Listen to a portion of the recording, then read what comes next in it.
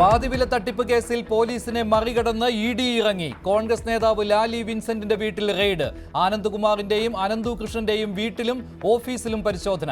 ഇഡിയുടെ മിന്നൽ റെയ്ഡിനിടെ അനന്തു കൃഷ്ണന്റെ ഓഫീസിൽ പരിശോധനയുമായി ക്രൈംബ്രാഞ്ചും.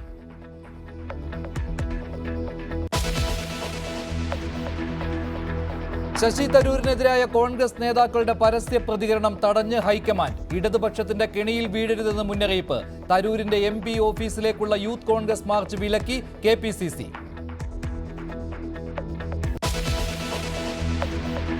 ഞാൻ വെള്ളം ചോദിച്ചു, തൊണ്ടാറിന് വെള്ളം ചോദിച്ചപ്പോൾ എല്ലാവരും പുറത്തിറങ്ങിയിട്ട് വെള്ളം ഒരു ചേട്ടൻ ഇങ്ങനെ പാവല്ലേ കൊടുക്കാമെന്ന് പറഞ്ഞ് ഒരു കുപ്പി വെള്ളം കൊണ്ടു തന്ന്.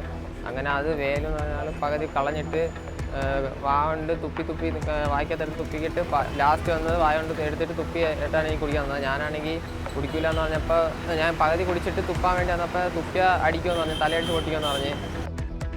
കാര്യവട്ടം ഗവൺമെന്റ് കോളേജിൽ നടന്നത് SFIയുടെ ഇടിമുറി മർദ്ദനമെന്ന് പരാതി. യൂണിറ്റ് ഓഫീസിലിട്ട് വളഞ്ഞിട്ട് തല്ലി മൃതപ്രായനാക്കി. 7 സീനിയർ വിദ്യാർത്ഥികൾക്ക് സസ്പെൻഷൻ. റാഗിംഗ് നടന്നെന്ന് പോലീസിന് കോളേജ് പ്രിൻസിപ്പാളിന്റെ റിപ്പോർട്ട്.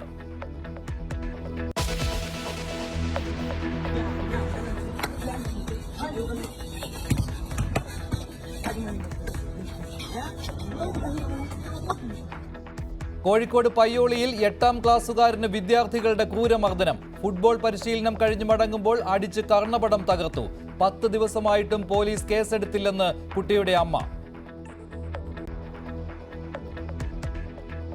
വടകര SP സാർക്ക് പരാതി കൊടുത്ത 13-ാം തീയതി. അതിനുശേഷം അന്ന് എന്താന്നുള്ളത് ഇതുവരെ തീരുമാനമായിട്ടില്ല, കേസായിക്കോ എന്നുള്ളത്.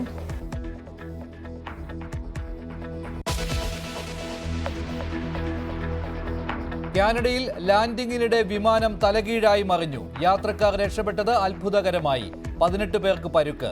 ടൊറന്റോ വിമാനത്താവളത്തിൽ മഞ്ഞ് മൂടിയത് പൈലറ്റിന്റെ കാഴ്ച മറച്ചെന്ന് നിഗമനം.